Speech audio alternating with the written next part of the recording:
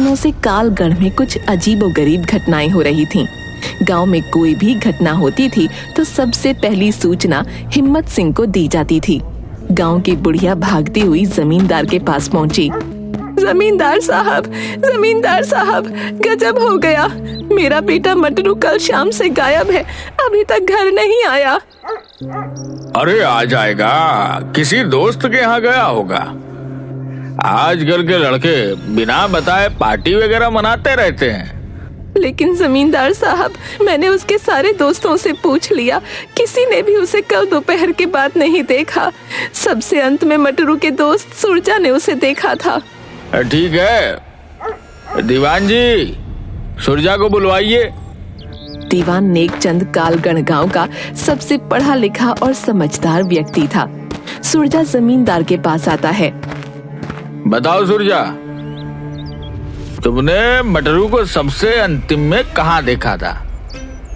जमींदार साहब, कल मटरू मुझे शाम 5 बजे शमशान के बगल में गन्ने की खेत की ओर जाते हुए मिला था। उस तरफ तो कोई जाता नहीं। अब वहां जाने के लिए तो मैंने पूरे गांव को मना कर रखा है। जी जमींदार साहब, मैंने उसे याद भी दिलाया कि उधर जाना मना है, लेकिन वह बोल रहा था कि उसका कुत्ता मोती इधर ही भागता आया है और फिर वह गन्ने की खेत में चला गया। ठीक है, दोपहर में हम लोग गन्ने के खेत में जाकर मटरू की खोज करेंगे। दोपहर में गांव के सारे लोग मिलकर शमशान के बगल वाले गन्ने के खेत में मटरू को खोजते हैं, लेकिन ना तो मटरू और ना ही उसका कुत्ता मोती कहीं दिखाई देता है।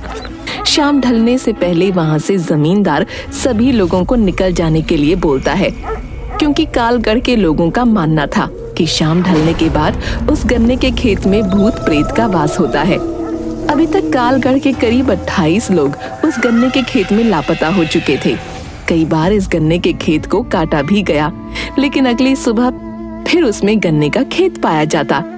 भय से गांव का कोई आदमी शाम के वक्त उधर से नहीं गुजरता। अब क्या होगा मालिक, मेरा मटरू के सिवा इस दुनिया में कोई नहीं है। मैं तुम्हारी दुख को समझ रहा हूँ, लेकिन जितना हमें करना था हम लोगों ने कोशिश कर लिया। अब तुम जाओ और थाने में अपना रपट लिखवा दो। तभी धन्नू धोबी दौड़ता हुआ आता है। जमींदार साहब, गजब हो गया। मैं नदी के किनारे कपड़ा धो रहा था, तभी शमशान के बगल वाले गन्ने की खेत से लाल धुएं का भवंडर उठते हुए देखा और उस भवंडर में गांव से लापता कई पुराने लोग और मटरू अपने कुत्ते मोती के साथ दिखाई दिया। क्या बकते हो धन्नो, हम सब अभी गन्ने के ही खेत से आ ही रहे हैं, हमें तो वहाँ कुछ ऐसा नहीं दिखा। मालिक, मैं सच बोल रहा हूँ, मैंने अपनी आंखों से अभी देखा है। वो भवंडर तेजी से चक्कर काटते हुए शमशान की तरफ चला गया और लाल धुएं से फिर वह नीले धुएं में बदल गया। तभी वहाँ इंस्पेक्टर टोने भी आ जाता है। आइए इंस्पेक्टर साहब, हम आप ही को बुलाने वाले थे। आपके गांव में घट रही घटना के बारे में तो मालूम ही होगा। जी हाँ जमींदार साहब, गांव में घट रही घटनाओं पर हमारी पैनी नजर है। हमने 2 कांस्टेबल सिंटू और पिंटू को गन्ने के खेत के पास चेक पोस्ट बनाकर तैनात रहने को कहा है। अभी धन्नू धोबी ने गन्ने के खेत में लाल धुएं का बवंडर उठते हुए देखा है, जो शमशान में जाकर नीले कलर में बदल गया और विलीन हो गया। हमें यह भी पता है, कांस्टेबल सिंटू और पिंटू ने इसकी पुष्टि की है कि उन्होंने भी ऐसे बवंडर को उठते हुए देखा है जिसमें कुछ लोग फंसे हुए दिखाई दिए थे।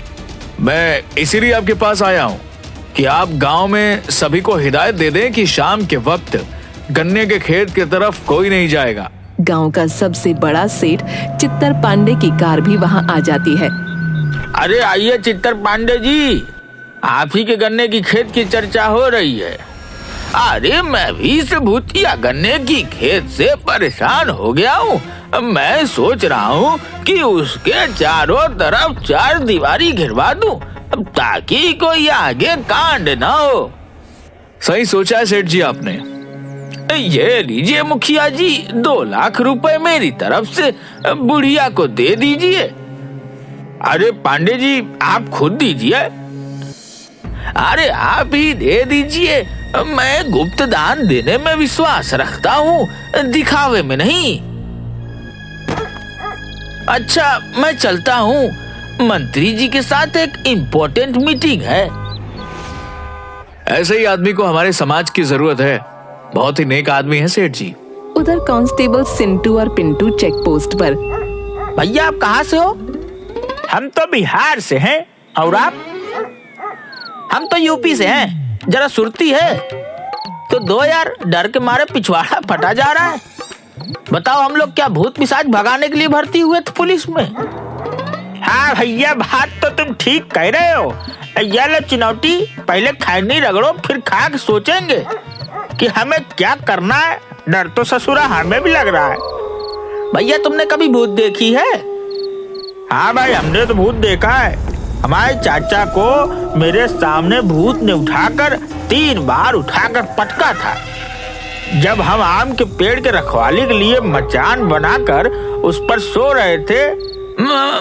मैं नहीं मानता, मैं भूत प्रेत को नहीं मानता। ये एक कोरी कल्पना और अफवाह है। ठीक है भैया, अपनी अपनी सोच है। अच्छी बात है कि तुम्हें भूत प्रेत पर विश्वास नहीं है। हमें तो है भैया। ऐसा करते हैं, आधी रात तक तुम पहरा देते रहो, आधी रात के बाद मुझे उठा देना और तुम सो जाना। हाँ, यही ठीक रहेगा भैया। ठीक है भाई, मैं तो अब सोने जा रहा हूँ। रात 2 बजे हमें उठा देना। अभी 5 मिनट ही हुए थे कि चेक पोस्ट के पास बने झोपड़ी में सिंटू सोने जा रहे पिंटू के पास आता है। अरे सिंटू, क्या हुआ? तुम अंदर क्यों आ गए? भाई मुझे पेशाब लगी है। अबे तो पेशाब अंदर करेगा क्या? थोड़ी दूर जाकर पेशाब कर लो, पूरा खेत खाली पड़ा है। वैसी बात नहीं है पिंटू भाई। दरअसल मुझे उधर जाने में डर लग रहा है। प्लीज थोड़ा सा मेरे साथ चलो ना, मैं पेशाब कर लूंगा तो फिर आ जाना। यार, अभी तो तुम कह रहे थे कि तुम्हें भूत पिशाच से डर नहीं लगता है। तुम्हारे इस बात से मुझे भी कुछ हिम्मत बढ़ा था, लेकिन तुम तो मुझसे भी ज्यादा डरपोक हो। चलो टॉर्च लेकर चलते हैं। सिंटू चेक पोस्ट से कुछ दूर जाकर पेशाब करने लगता है। उससे 2-4 कदम दूर पिंटू खड़ा हो जाता है। अचानक वहां से एक काली बिल्ली सिंटू के पैरों से टकराती हुई दूसरी ओर खेत में भाग जाती है। सिंटू डर के मारे उछलकर पिंटू के ऊपर चढ़ जाता है। भैया बचाओ बचाओ, मेरे पैरों से भूत टकराया अभी। अबे वो काली बिल्ली थी, मैं भी उसे टॉर्च की रोशनी में खेत में जाते हुए देखा है। चल उतर जा। नहीं भैया, भूत है। अभी मेरे पैरों में टकराया है। मुझे भूत से बचा लो। मैं अपने पत्नी का इकलौता पति हूँ, उसका क्या होगा? वो विधवा हो जाएगी, बचा लो। तभी आकाश में अचानक बिजली चमकती है और बादल गरजने की आवाज के साथ सिंटू और डर जाता है। भूत भूत! अरे उतर, मुझ पर क्यों दिया मुँह? सारा वर्दी खराब कर दी तूने। चल झोपड़ी के अंदर चल। सॉरी भैया, वो बादल की आवाज और डर से मेरी सुसु निकल गई। भैया हनुमान चालीसा पास रखते हो क्या? भूत पिशाच निकट नहीं आवे, महावीर जब नाम सुनावे। दोनों कांस्टेबल चेक पोस्ट के पास बने झोपड़ी के अंदर चले जाते हैं और एक ही खटिया पर दोनों सोने की कोशिश करने लगते हैं, लेकिन डर के मारे दोनों को नींद भी नहीं आ रही थी। तभी एक बार फिर बादल गरजता है और हवा से झोपड़ी के ऊपर रखा टीन नीचे गिर जाता है। सिंटू भूत भूत करते हुए खटिया से उठकर बाहर भाग जाता है। उसके पीछे पीछे पिंटू भी भागता है। अरे सिंटू, किधर जा रहा है? रुक रुक जा मेरे भाई। तुम भी जल्दी भागो वहाँ से, भूत है वहाँ। भूत! मैं जा रहा हूँ थाने में, तुम भी भागो वहाँ से। पर मेरे भाई, गांव तो इधर है, उधर तो गन्ने का खेत है, उधर नहीं जाना। प्लीज लौट आओ, मेरी बात मानो, मेरी आवाज सुन रहे हो ना? लेकिन सिंटू डर के मारे पिंटू की एक बात नहीं सुनता और गन्ने के खेत की ओर भाग जाता है। पिंटू थक हार कर थाने लौट आता है और इंस्पेक्टर टोंडे को सारी घटना बताता है। सुबह में सभी लोग कांस्टेबल सिंटू को खोजने गन्ने के खेत में जाते हैं। लेकिन सिंटू का कहीं अता पता नहीं मिलता। इंस्पेक्टर साहब, आपने बोला था कि हमने 2 कांस्टेबल सुरक्षा के लिए गन्ने के खेत के पास लगा दिए, लेकिन अब तो कांस्टेबल भी गायब हो गया। अब क्या किया जाए? जमींदार साहब, मेरी बात मानो, अब हमें औघड़ों की मदद लेनी होगी। तब पता चलेगा कि इस गन्ने के खेत का राज क्या है। पिछले 12 साल में मिलाकर 30 आदमी और पता नहीं कितने जानवर इस गन्ने के खेत में गायब हो चुके हैं। शमशान से एक औघड़ को बुलाया जाता है। वो हड्डी को खोपड़ी में मारकर कुछ सुनने की कोशिश करता है और बताता है, जय महाकाल, मेरी तैलिया मसान की खोपड़ी बता रहा है कि आज से करीब 12 साल इस गन्ने के खेत में किसी पुजारी की हत्या करके गाड़ दिया गया था। उसी पुजारी की अतृप्त आत्मा अपनी ओर ध्यान खींचने के लिए ये सब कर रहा है। हमारे गांव में आज तक किसी पुजारी की हत्या तो नहीं हुई है। हाँ, 12 साल पहले हमारे गांव के मुख्य पुजारी मंदिर से भगवान का सोने का सारा गहना मुकुट लेकर भाग जरूर गया था। मूर्ख, वो भागा नहीं था, उसकी हत्या की गई थी। आज भी हत्यारा यही गई है।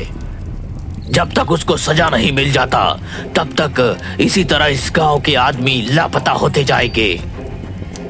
तो अब हमें क्या करना चाहिए? गांव के सभी लोगों को यहाँ इकट्ठा करो। बीमार, गर्भवती महिला और छोटे बच्चे छोड़कर कोई भी अपने घर के अंदर नहीं होना चाहिए। जमींदार के आदेश पर गांव के सभी लोग वहां पर इकट्ठा हो जाते हैं। महाराज, सभी लोग आ गए हैं? नहीं, अभी भी एक आदमी नहीं आया है। वह बीमार भी नहीं है। सर, सेठ चित्तर पांडे सिर्फ नहीं आए हैं, उन्हें अभी किसी जरूरी मीटिंग में शहर निकलना है।